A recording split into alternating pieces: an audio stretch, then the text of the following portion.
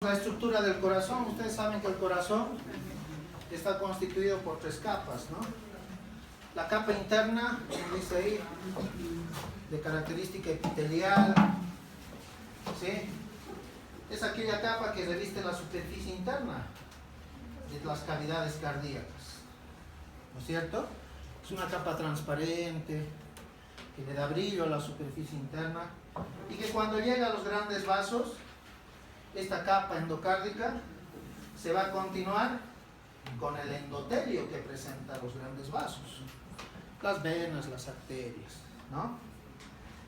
Este endocardio también se prolonga para formar la estructura de las válvulas del corazón. Y este endocardio le va a dar a estas válvulas la característica de transparencia, de lisura, de brillantez, ¿no es cierto?, normal de las válvulas. Si por algún motivo una válvula se vuelve opaca, se convierte en una válvula patológica, ¿no es cierto? Y cuando esta válvula patológica cicatriza, ¿sí?, estas válvulas pueden retraerse, ¿no es cierto? Ya no ser así, cerrando por completo el orificio. Se retraen porque al llenarse de tejido fibroso se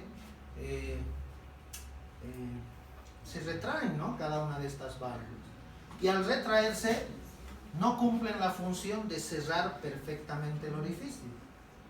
Y por ende, parte de la sangre de los ventrículos va a refluir a las aurículas, ¿no? O de las grandes arterias no puede cerrar el orificio aórtico pulmonar, ¿no es cierto?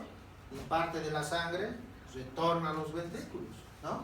A ese cuadro de cierre inadecuado de las válvulas, ¿sí?, por retracción y la falta de cierre de estas válvulas, le llamamos insuficiencia valvular, ¿no es cierto? Pero puede haber una situación en la que el tejido fibroso no retraiga las válvulas, sino más bien adhiera las válvulas entre sí. Se fibrosen los bordes, ¿sí? Y por ende, al fibrosarse los bordes, el orificio por donde va a circular la sangre ahora se reduce, ¿sí? Este estrechamiento del orificio, ¿sí?, para el paso de sangre por adherencias entre las válvulas genera lo que conocemos como las estenosis valvulares, ¿no es cierto? ¿Sí? Cuando hay una estenosis, el ventrículo va a tratar de vencer, ¿no?, en el caso de las válvulas pulmonar o aórtica, ¿no?, los ventrículos van a tratar de generar presión para llevar sangre, ¿no? Pero como el orificio es estrecho, no va a poder bombear toda la sangre, ¿no es cierto? ¿Sí? Entonces reduce el gasto cardíaco también, ¿no? Y cuando hay insuficiencia, como les decía, hay un reflujo a las aurículas o un reflujo a los ventrículos y por ende también reduce el gasto cardíaco, ¿sí?, la sangre que se bombea hacia las arterias, ¿no? Entonces las patologías valvulares pueden ser de estos dos tipos: la insuficiencia, cierre inadecuado, y las estenosis, estrechamientos, ¿no?, del orificio valvular. ¿Listo? Entonces no se olviden que el endocardio forma parte de la estructura de las válvulas. ¿Listo? El miocardio. Nosotros sabemos que el miocardio es la capa muscular media, gruesa, ¿no es cierto? ¿Sí? Sobre todo más gruesa a nivel de los ventrículos, más delgada a nivel de las aurículas, que estructuralmente está constituido por un armazón fibroso y va a estar constituido por fibras musculares, las cuales van a ser unas solo para las aurículas, otras para los ventrículos, y las fibras musculares especializadas que van a constituir el sistema de conducción del corazón. ¿Listo? La capa externa, epicardio y pericardio seroso, seguramente lo han revisado en la anterior clase también. Nos vamos a dedicar a esto ahora. ¿Listo? Vean ustedes el anillo fibroso del corazón, perdón, del miocardio, ¿sí? La estructura del miocardio, es decir, el armazón fibroso. El armazón fibroso está constituido por 4 anillos fibrosos, ¿sí? Anillos que van a estar alrededor de las válvulas cardíacas. Aquí tenemos el anillo aurículo-ventricular izquierdo, aurículo-ventricular derecho, el anillo aórtico y el anillo fibroso que rodea la válvula sigmoidea pulmonar, ¿no es cierto? Estos anillos fibrosos están unidos entre sí por tejido fibroso, ¿no es cierto? Y que en ciertos espacios, como aquí atrás, ¿sí?, va a originar el trígono posterior, ¿sí?, o derecho, y el trígono anterior o izquierdo, ¿no es cierto?, que son segmentos del tejido fibroso que unen estos anillos. Son en estos anillos, como ven acá, donde se insertan las fibras musculares, tanto de aurículas como de ventrículos, ¿sí? Y vean ustedes, si yo aquí tengo los orificios aurículo-ventriculares, orificio pulmonar, orificio aórtico, ¿no es cierto? Las fibras musculares auriculares son aquellas que, insertándose en los orificios aurículo-ventriculares, ¿sí?, van a ser propias para la aurícula derecha o para la aurícula izquierda, y también van a ser fibras musculares comunes a ambas aurículas. De un orificio aurículo-ventricular, en este caso izquierdo, vaya al derecho, y así, ¿no? O sea que las dos aurículas tienen fibras propias para cada aurícula y tienen fibras comunes para ambas aurículas. ¿Qué significa eso? Que las dos aurículas, por compartir fibras comunes, las dos aurículas se contraen juntas, ¿no es cierto? ¿Sí? Igual pasa en los ventrículos. En los ventrículos yo puedo tener fibras propias que se inserten en los anillos aurículo-ventriculares y también arteriales, ¿sí?, en este caso pulmonar, ¿no?, de un ventrículo, en este caso derecho, y fibras propias del ventrículo izquierdo, ¿no? Pero también hay fibras comunes de ambos ventrículos, ¿no es cierto? Fibras comunes. De modo que los dos ventrículos también, por compartir fibras, los dos se contraen juntos, ¿sí? Pero vean que normalmente no existen fibras musculares que de aurículas pasen a ventrículos. No existe. Patológicamente puede aparecer, puede haber, ¿sí?, fibras aberrantes, pero normalmente no. Por eso es que la sístole auricular es independiente de la sístole ventricular. Normalmente el corazón funciona así, ¿no? Primero se contrae las aurículas, se llenan con esa contracción más los ventrículos y después los ventrículos. Aurículas, ventrículos, aurículas, ventrículos, ¿no? Así funciona el corazón, ¿no es cierto? ¿Sí? Y lo único que comunica las cavidades auriculares con las cavidades ventriculares, lo único que comunica va a ser el sistema de mando, ¿no es cierto? Es el sistema de mando el que va a permitir esa coordinación necesaria para el funcionamiento normal del corazón, ¿no es cierto? ¿Sí? De modo que normalmente existe un tabique fibroso que separa fibras musculares auriculares de ventriculares. Si por algún motivo, como les decíamos alguna vez, puede haber una fibra que pase directamente a los ventrículos, ¿qué pasaría? Aurículas y ventrículos, todo se contraería juntos, ¿no es cierto? Y el llenado de las cavidades, sobre todo ventriculares, reduciría, ¿no? Porque la sístole auricular llena más el ventrículo, ¿no? Pero si todo se contrae junto, los ventrículos no se llenan al 100%, ¿no es cierto?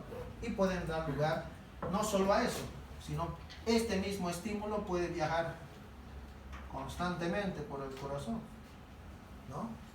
Y en vez de tener 72 por minuto, yo puedo tener 80, 90, 120, ¿no? Y no solo eso, sino también irregularidades en la contracción del corazón, arritmias, que pueden ser graves, ¿no?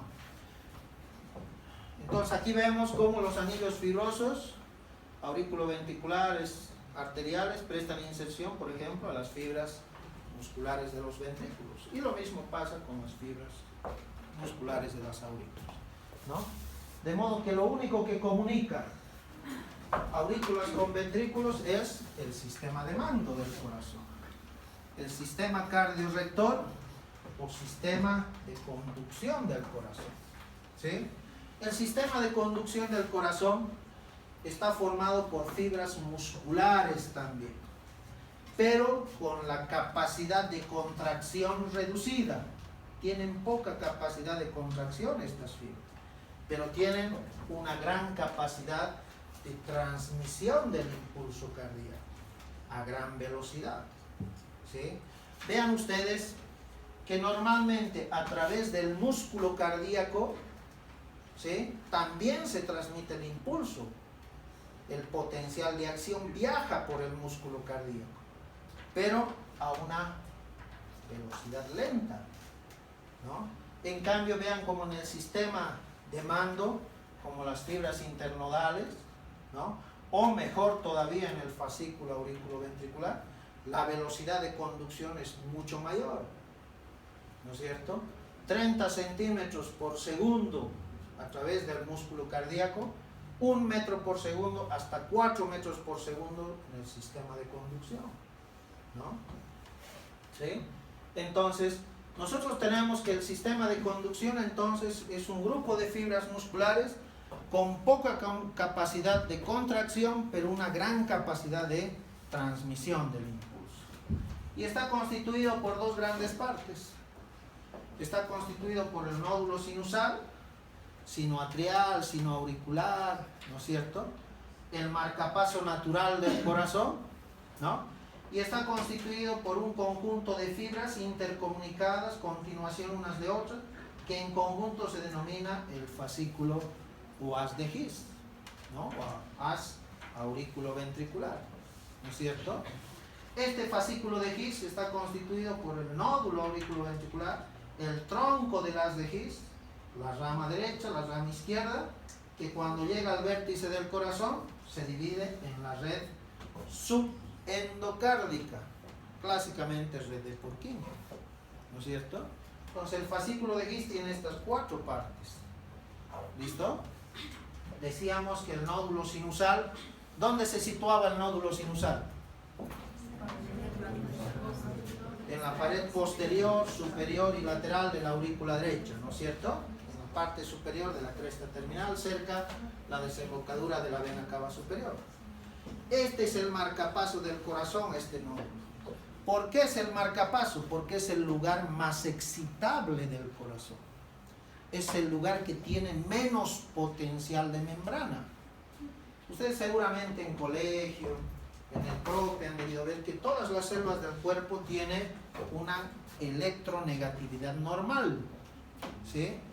La musculatura cardíaca tiene una electronegatividad de menos 85 a menos 95 milivoltios. Normal, eso es normal por la difusión de sodio, potasio, bomba sodio-potasio, ¿se acuerdan, no? ¿Sí? En cambio, el nódulo auriculoventricular tiene un menor potencial de acción. Tiene un potencial de acción de menos 55 milivoltios. Menos que cualquier lugar del corazón, ¿sí? Por eso es el lugar más excitable. Al ser menos negativo, el estímulo tiene que ser menor para desencadenar un impulso cardíaco, ¿no es cierto? Y eso es porque aquí va a haber más canales de sodio, más canales de potasio. Eso va a determinar la menor negatividad, ¿sí?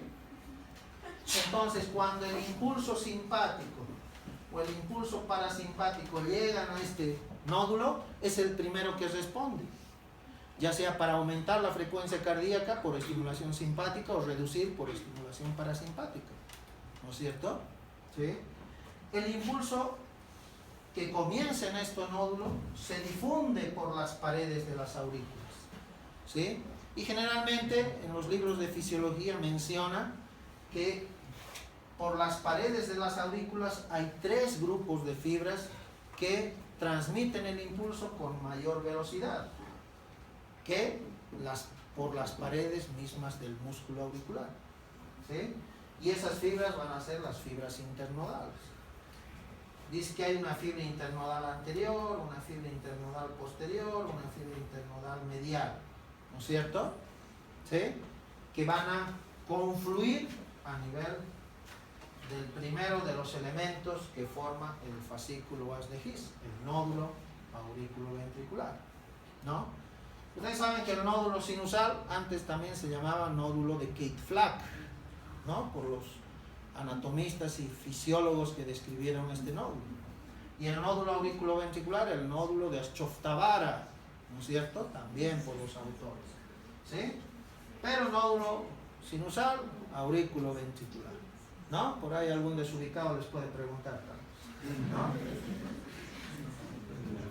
El impulso cardíaco,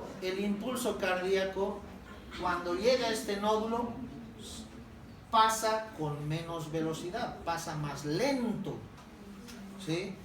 De modo que a través de este nódulo y a través del tronco de las de His hay un paso lento del impulso.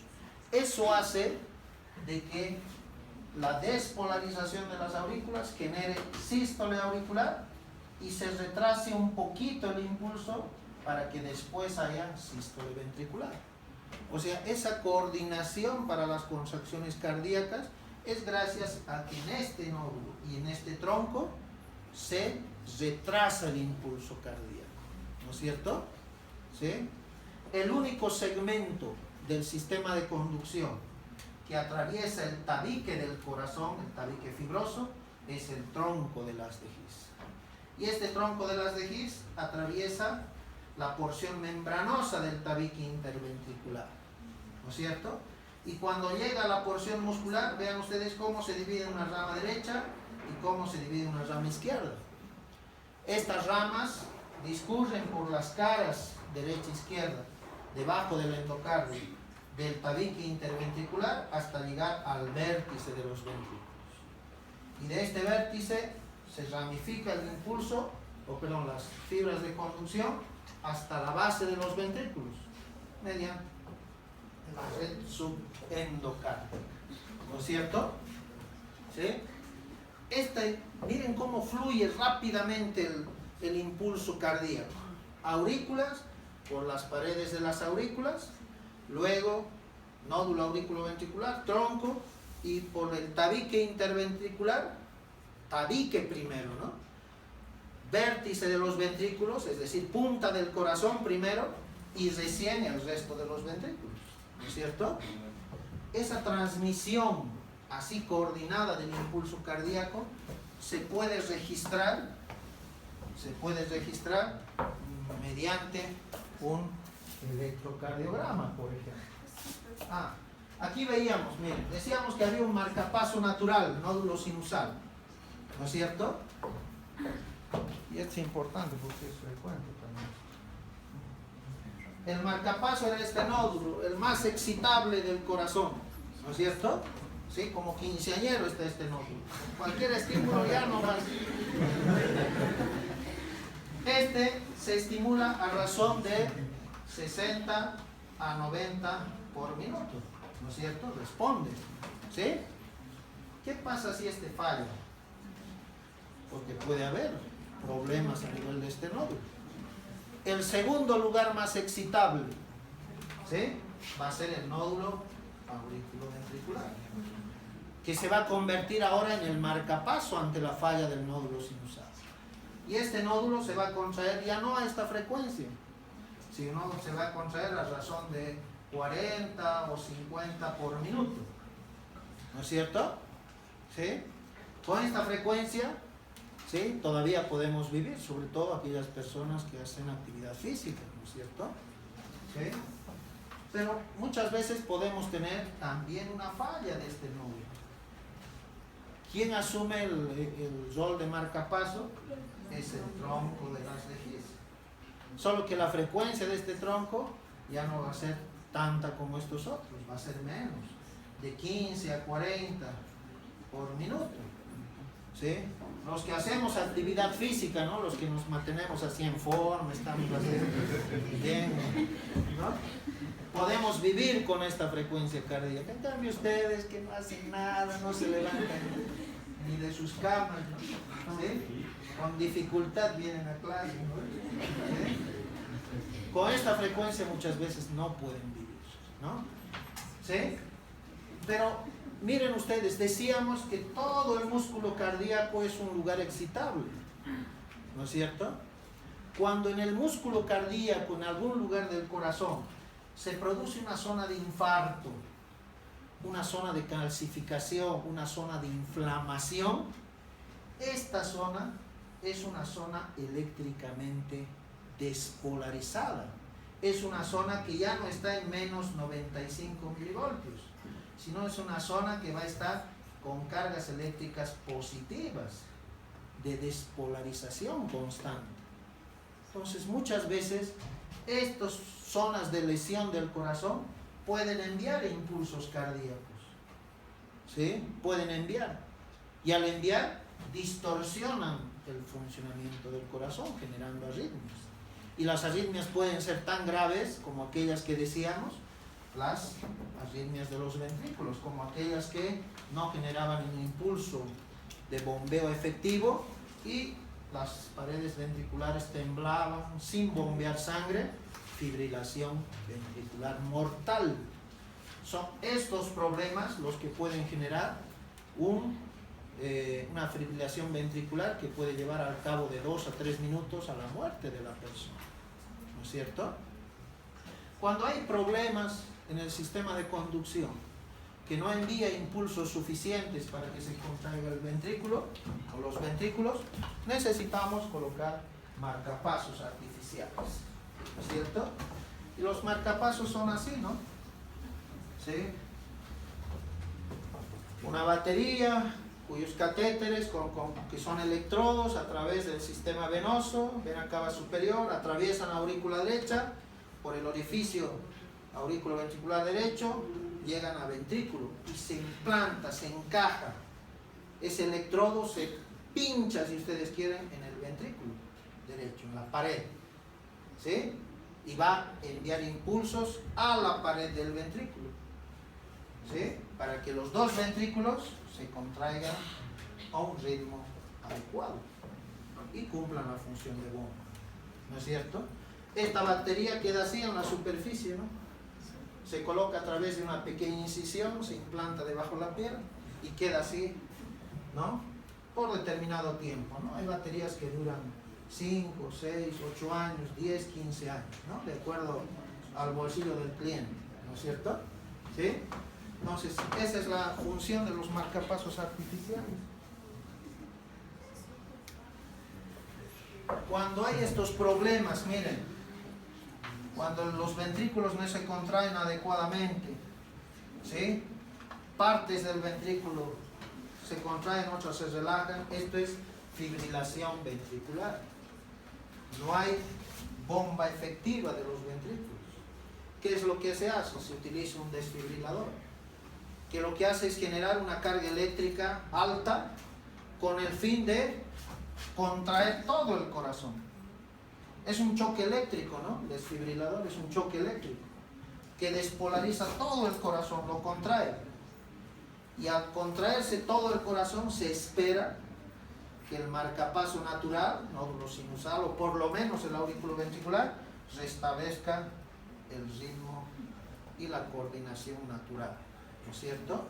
¿Sí? Si no se consigue con eso más, pues ahí terminó nuestro trabajo, ¿no es cierto? ¿Sí? Ese impulso cardíaco, miren cómo viaja a través del corazón. Miren cómo se difunde por las aurículas, luego, ¿sí? De despolarizar las aurículas, se despolariza el tabique. Luego el tabique despolariza la punta del corazón y recién después se despolariza todo el ventrículo, ¿no? Este flujo, miren, el flujo de potencial de acción a través del corazón se puede registrar gracias a un electrocardiograma. De modo que el electrocardiograma es un registro gráfico solamente. ¿Pero qué registra el electro? El flujo de potencial. Porque cuando toda la aurícula, miren, cuando está difundiendo por la pared de la aurícula se empieza a formar la onda. Pero cuando toda la aurícula se ha despolarizado, por ejemplo, miren, la onda desaparece y vuelve otra vez al nivel cero. O sea que el electrocardiograma solo registra el flujo de potencial. Si todo está despolarizado, la onda vuelve a nivel cero. ¿No es cierto? ¿Sí? Y aquí tenemos en el electrocardiograma las ondas normales, como la onda P, que ustedes saben que es producto de la despolarización de las aurículas. La onda QRS, que es producto de la despolarización, de la completa despolarización de los ventrículos, ¿no? Y la onda T, que es producto de la repolarización. Aquí vemos como la repolarización ya no comienza por el tabique como la despolarización, sino lo primero que se repolariza es el vértice del corazón. Por eso es que se forma la onda T, ¿no es cierto? ¿Sí? Entonces, la despolarización auricular, ¿no es cierto?, se produce al inicio de la sístole auricular, ¿no es cierto? La despolarización de los ventrículos se produce al inicio de la sístole ventricular, ¿no es cierto? Y la repolarización de los ventrículos se produce al inicio de la diástole ventricular. ¿Qué significa eso? Que nosotros podemos en el electrocardiograma estudiar toda la sístole del ventrículo y estudiar toda la diástole de los ventrículos. Decíamos que funcionalmente los ventrículos son más importantes que las aurículas, ¿no? ¿Sí? Entonces es importante que la sístole ventricular sea normal, ¿sí?, para conseguir la función de bomba del corazón, ¿no? Y vean ustedes que esta onda QRS tiene primero esta onda Q, porque lo primero que se despolariza es la cara izquierda del ventrículo, perdón, del tabique interventricular. Por eso es que se forma la onda Q. La onda R se forma porque después se difunde a toda la pared cardíaca del ventrículo, de los ventrículos, ¿no? Ahí se forma la onda QRS. ¿Por qué es tan larga? Porque hay más músculo cardíaco en los ventrículos que despolarizar. Al haber mucha musculatura cardíaca necesitamos o genera potenciales altos, ¿no? ¿Sí? ¿Y por qué se forma la onda S? La onda S se forma porque de los dos ventrículos, ¿cuál tenía mayor musculatura cardíaca? El izquierdo. Por eso es que este ventrículo izquierdo, esta cara izquierda del ventrículo izquierdo, es lo último en despolarizarse. Y al ser lo último es que genera la onda S, ¿no es cierto? ¿Sí? Entonces, gracias al electrocardiograma, colocando electrodos en la superficie del cuerpo, ¿no?, en determinados lugares de la superficie del cuerpo, se puede registrar estos flujos cardíacos, ¿no?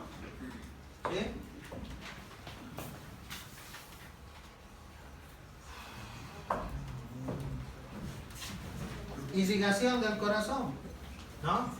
Decíamos que era importante, ¿no?, por la función nutricia, llevar oxígeno. Alguna vez decíamos, ¿no?, el corazón no duele cuando yo le pincho, lo corto, ¿sí?, lo aprieto, no duele el corazón, duele cuando le falta oxígeno, ¿sí? Porque la falta de oxígeno genera formación de ácidos, ácido láctico, y el ácido pues, estimula las terminaciones nerviosas dolorosas del corazón. Ustedes saben que la irrigación nutricia está dada por las arterias coronarias, derecha e izquierda.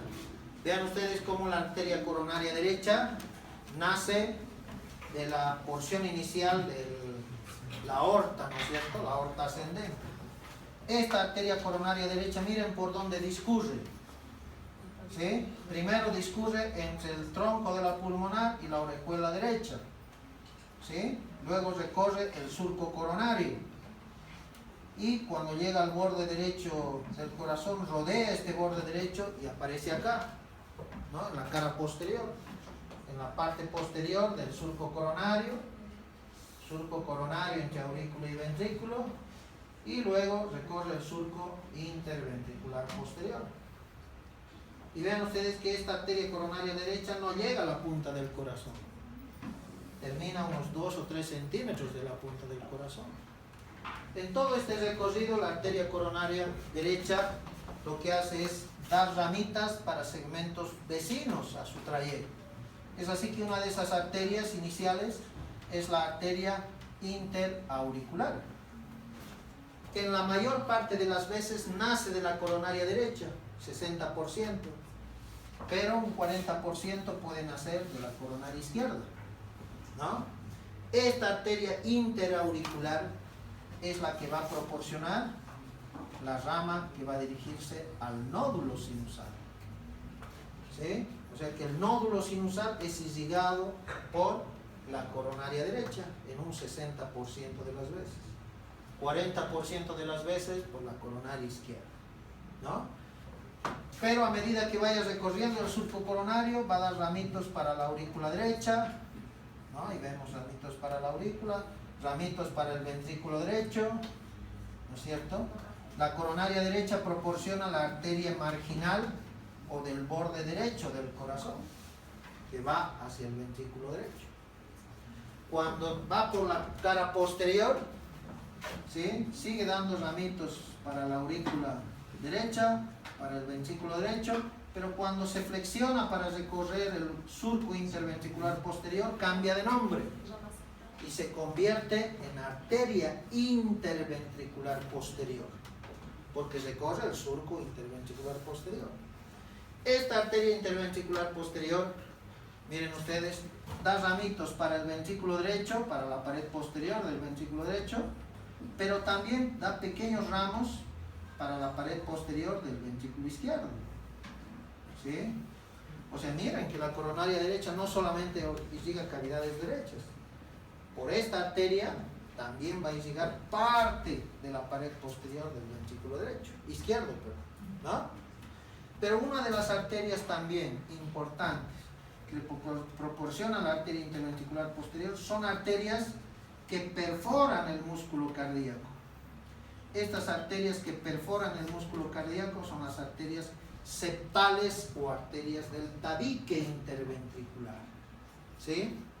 Si yo tengo que el tabique interventricular, que es así triangular, con su porción membranosa y su porción muscular, ¿sí? Aquí atrás va a tener la arteria interventricular posterior, rama de la coronaria derecha. El tabique interventricular es irrigado por estas ramas septales o ramas perforantes, que lo que hacen es irrigar, miren, el tercio posterior del tabique. ¿Sí? Dos tercios anteriores va a estar irrigada por la interventricular anterior, que va a ser esta, que emite, miren aquí, las ramitas perforantes que perforan el músculo, ingresan aquí al tabique, va a venir por acá y van a irrigar los 2 tercios anteriores del tabique. Entonces, ¿quién irriga el tabique interventricular? Está irrigado en sus 2 tercios anteriores por la coronaria izquierda, específicamente la arteria interventricular anterior, y en el tercio posterior por la coronaria derecha a través de la interventricular posterior, ¿no? Una pregunta frecuente de examen. ¿Listo?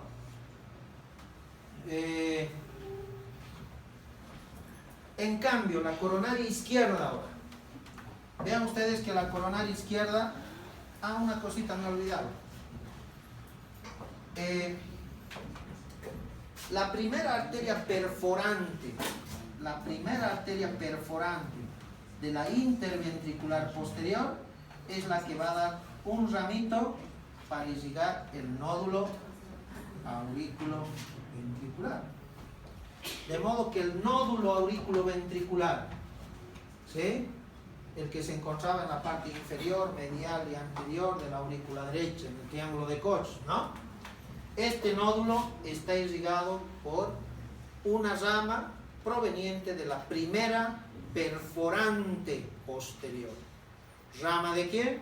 De la interventricular posterior, rama de la coronaria derecha. O sea que lo más frecuente es que la coronaria derecha irrigue tanto el nódulo sinusal como el nódulo auriculoventricular. ¿Sí? En cambio, la coronaria izquierda, miren, la coronaria izquierda, naciendo de la porción ascendente de la aorta, pasando entre la orejuela izquierda y el tronco de la arteria pulmonar, llega al surco coronario y se divide en dos ramas. Se divide en la arteria interventricular anterior y la arteria circunfleja. ¿No es cierto? Esta arteria interventricular anterior, miren, arteria interventricular anterior, que también se la conoce como descendente anterior, los clínicos la nombran así, es la que recorre el surco interventricular anterior, llega a la punta del corazón y rodea esta punta del corazón para irrigar también parte de la cara posterior. ¿No es cierto? O sea que la arteria que se encarga de irrigar la punta del corazón es la arteria interventricular anterior, rama de la coronaria izquierda. ¿No es cierto? Esta arteria da ramitos para la cara anterior del ventrículo derecho, da ramitos para la cara anterior del ventrículo izquierdo, irriga la punta del corazón. Decíamos, emitía ramos perforantes también, que lo que hacían es irrigar los 2/3 anteriores del tabique interventricular, ¿sí? Y por este tabique interventricular va a discurrir así la rama derecha, la rama izquierda de las de His. Por tanto, es la arteria interventricular anterior de la coronaria izquierda la que irriga las ramas derechas e izquierdas de las de His, del sistema de mano, ¿no? Vean ustedes que la circunfleja, rama de la coronaria izquierda, la circunfleja recorre el surco coronario, llega al borde izquierdo del corazón, rodea este borde izquierdo del corazón, ¿sí?, y recorre el surco coronario y algunas veces llega incluso hasta anastomosarse con la coronaria derecha. Esta circunfleja da ramitos para la aurícula izquierda, para el ventrículo izquierdo, ¿no es cierto?, tanto caras anteriores como caras posteriores, ¿no? Y de esa manera se llega a irrigar el corazón. Normalmente, vean ustedes que en las ramitas terminales de todas estas ramas pueden existir anastomosis acá, de ambos sistemas, coronaria derecha, coronaria izquierda. A nivel del tabique interventricular también. A nivel de la punta del corazón también puede haber aquí anastomosis, ¿no? Pero estas anastomosis son muy delgadas. Cuando los problemas cardíacos de infarto o de angina de pecho son muy bruscos, de aparición brusca, estas anastomosis son insuficientes. No van a poder suplir aquella obstrucción, ¿no es cierto? ¿Sí? De modo que funcionalmente no son suficientes para poder nutrir al músculo cardíaco. Las obstrucciones fatales, graves del corazón, generalmente acontecen en 3 lugares específicos, ¿sí?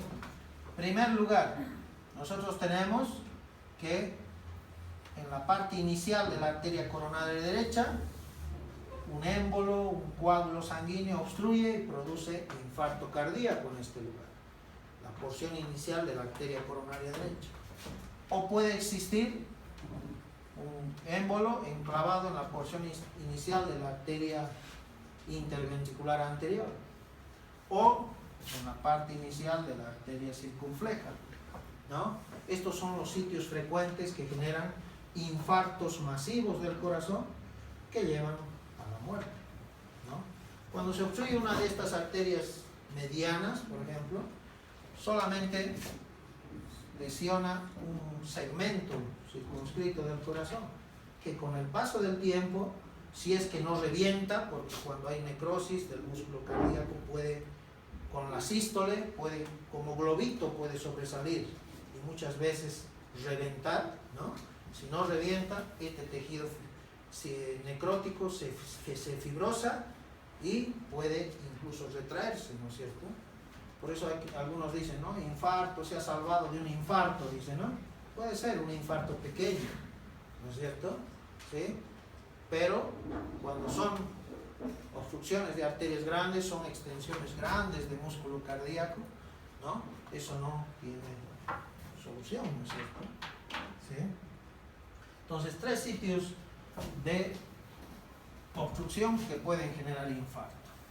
Cuando la obstrucción es total, genera un infarto, ¿no? Con sufrimiento, daño, necrosis del músculo cardíaco. Pero cuando la obstrucción es parcial, eso genera una angina de pecho, es decir, un dolor precordial, ¿sí? Que cuando descansamos, cuando reposamos, ese dolor pasa, ¿no es cierto? En cambio, el dolor del infarto, por más reposo que hagas, por más medicina que pongas, a veces no pasa el dolor del infarto, ¿no es cierto? Hasta veamos, yo sé que están apurados, pero irrigación venosa. Utilizamos las mismas imágenes porque nos sirven. Ustedes saben que toda la sangre que llega a las paredes cardíacas es recolectado por las venas cardíacas. Y una de las venas que confluyen, pero uno de los lugares donde confluyen todas las venas cardíacas es esta. Es este lugar.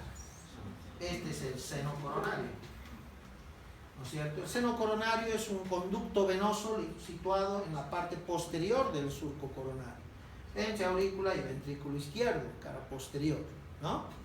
Tiene unos 3 centímetros de largo, ¿sí? Este seno cardíaco, el seno coronario, a través de un orificio desemboca en la aurícula derecha del corazón, ya sabemos dónde. Incluso aquí tiene una válvula, ¿no es cierto?, en su desembocadura, ¿sí?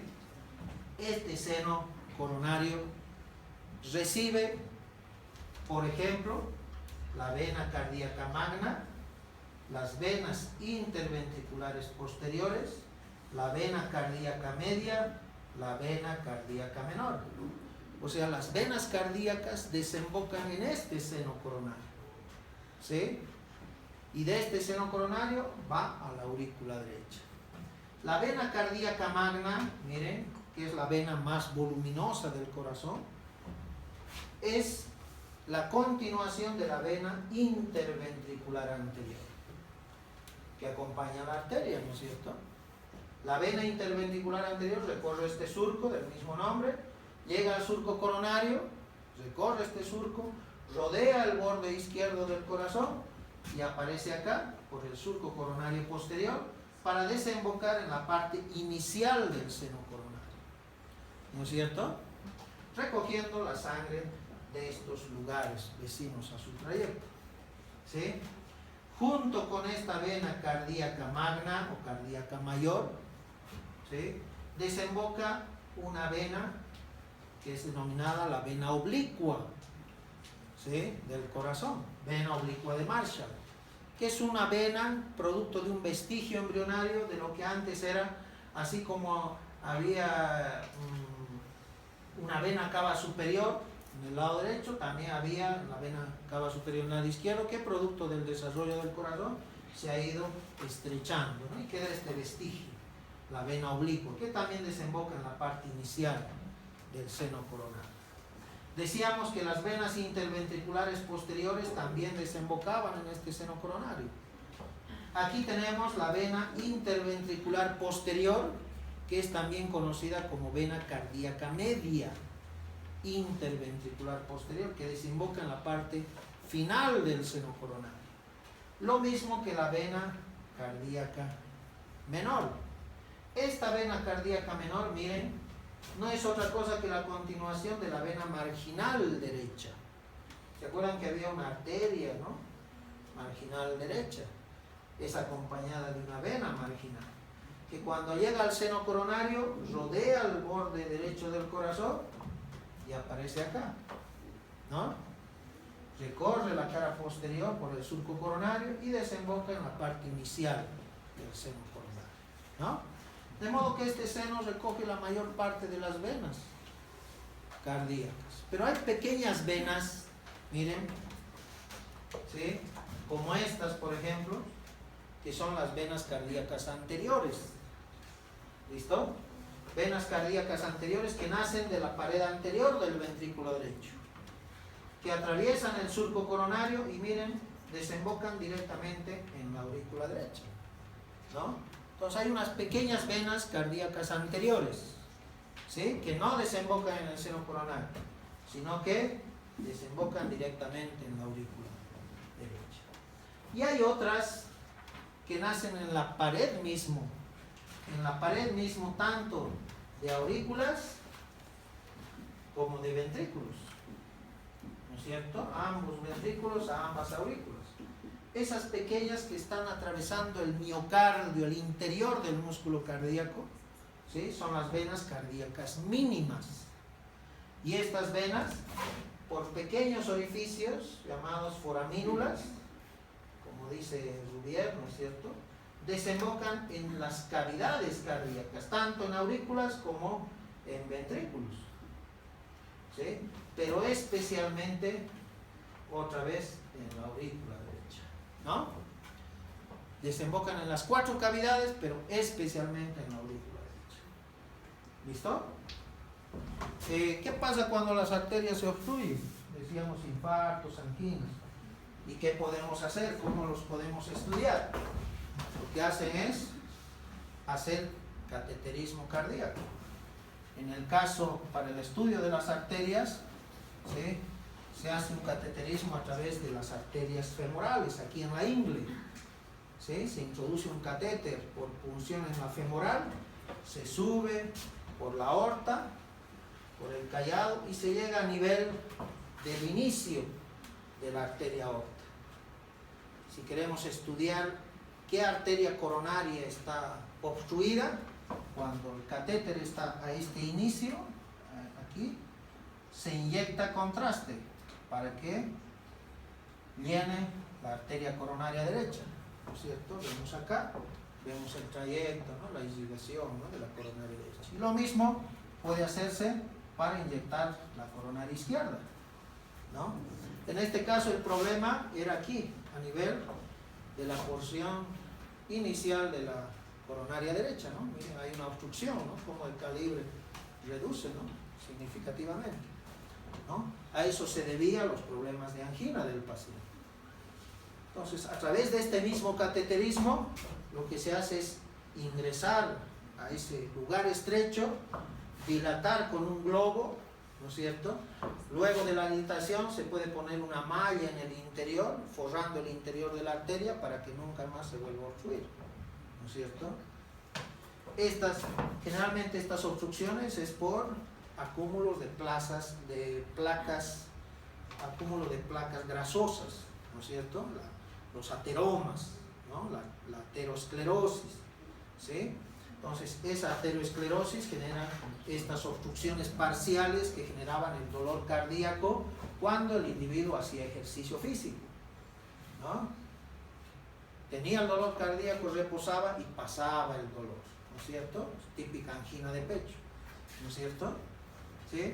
Entonces, el cateterismo se puede usar para hacer arteriografías o angiografías coronarias, o se puede utilizar para dilatar los lugares estrechos y colocar mallas que mantengan completamente dilatada ese segmento de las arterias coronarias.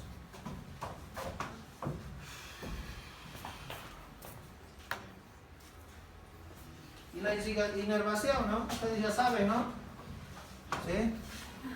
Ustedes saben que la inervación está dada por un sistema simpático, parasimpático vagal, o el que lleva el dolor cardíaco, la visceral aferente. La estimulación simpática está dada, ¿sí?, por, primero, ¿no? Por las neuronas que se localizan en la médula espinal, en las astas laterales de la médula espinal, ¿sí?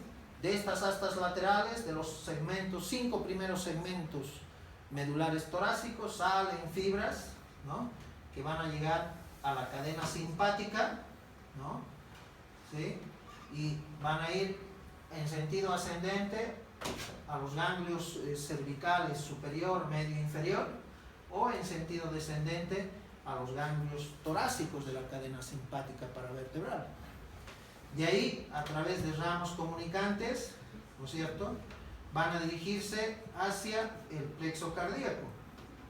El plexo cardíaco es una red de nervios que están localizados, miren ustedes, acá, por delante de la bifurcación de la tráquea, en la bifurcación traqueal, por delante, entre la bifurcación traqueal y la parte ascendente de la aorta, del callado aórtico, ¿no?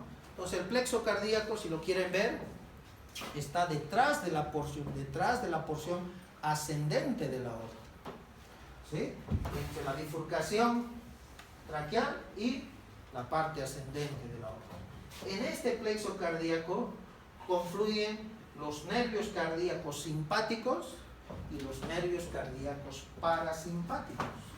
Los nervios cardíacos parasimpáticos son proporcionados por el nervio vago, ¿sí?, que en su porción cervical da los nervios cardíacos superiores, en su porción torácica da los nervios cardíacos inferiores, y el nervio recurrente también da nervios cardíacos medios, ¿no? De modo que en el plexo cardíaco confluye la información simpática y la información parasimpática, ¿no es cierto? Y esa información de este plexo cardíaco, a través del sistema de la arteria aorta y de la pulmonar, llegan y rodean los vasos coronarios.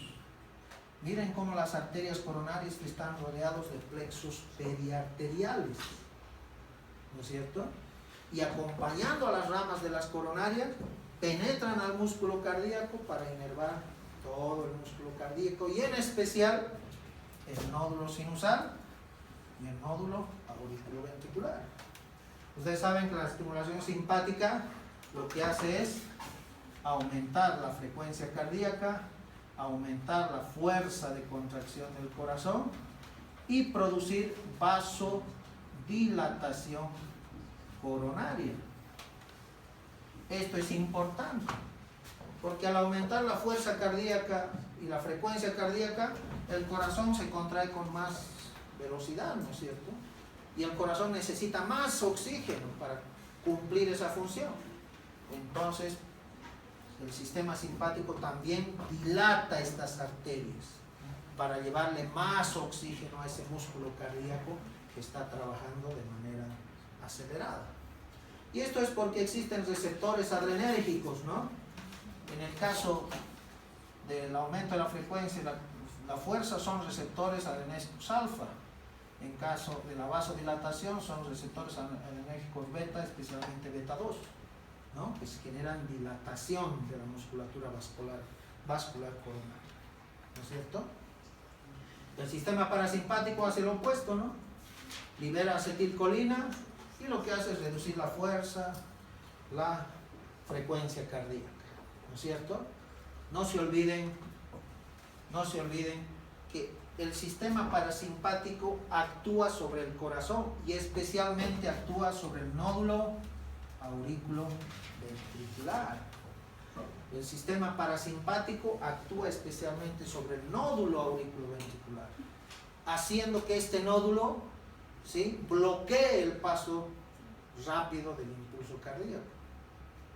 ¿Qué pasa si yo sufro una estimulación vagal intensa?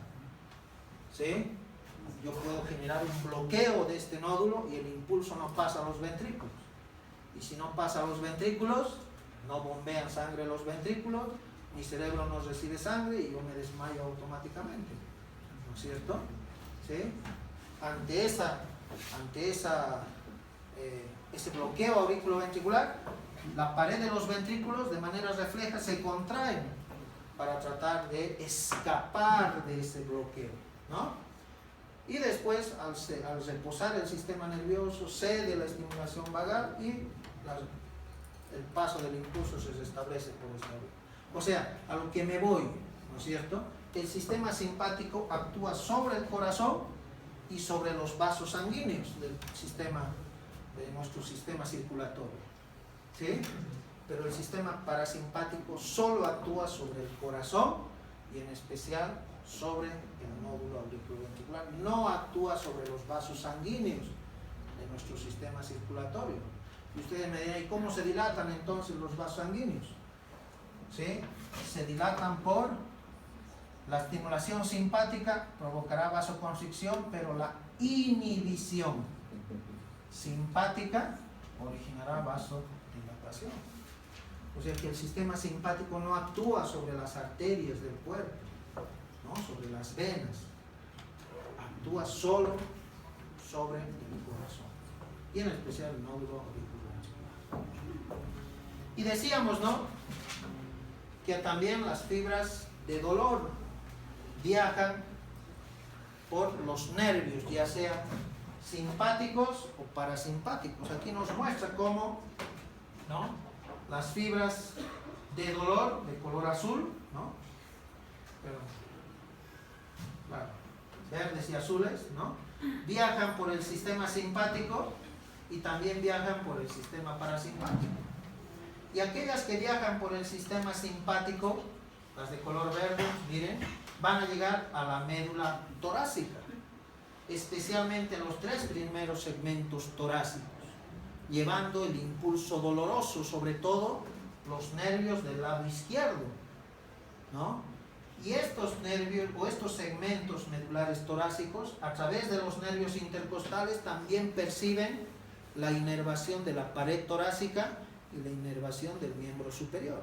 O sea, lo que me voy es de que por los nervios intercostales llegan al segmento T1, T2, T3, llega información del miembro superior y de la pared torácica. Pero también a estos segmentos, por la vía del sistema simpático, a estos segmentos también llega información dolorosa proveniente del corazón. O sea que en estos segmentos, 3 primeros segmentos, se cruza la información de la pared torácica y del corazón. Por eso es que en estos 3 segmentos, al cruzarse esa información y mandar esa información al cerebro, el cerebro, ¿sí?, percibe que T1, T2, T3 y por ende la superficie del miembro superior y de la pared torácica están doliendo, ¿no es cierto? Cuando es realmente el corazón el que duele, cuando pierde el Wilster especialmente, ¿no? ¿Sí? Pierde el Wilster, estamos sonados. El belga está lleno de Wilstermanistas cuando pierde el Wilster, ¿no? Entonces, por eso es que se confunde la información y nosotros percibimos dolor en la superficie del cuerpo, en la pared torácica y en el miembro superior, ¿no es cierto? Otra cosita más. La información que llega al lado izquierdo de la médula por neuronas que cruzan la línea media pueden estimular el lado derecho. Es por eso que en algunas personas no solo duele en este lado del cuerpo, puede doler en el lado derecho, puede doler en la espalda, ¿no es cierto? Y eso determina los sitios de presencia del dolor cardíaco referido, ¿no? ¿Sí? Normalmente sentimos de esta manera, ¿no es cierto? Por esa confusión que acontece en la médula espinal, pero también por esas neuronas que cruzan la línea media de la médula espinal y estimulan el lado derecho en este caso. También podemos tener que se siente dolor en este lado derecho de la pared torácica, vean ustedes en el lado derecho del hombro, del cuello, ¿no es cierto? Y también el lado derecho de la espalda, ¿no? Entonces, debido a esas confusiones es que se presentan los diferentes lugares de dolor referido por patologías cardíacas, ¿no? Y, bueno, colorín colorado, nos vemos.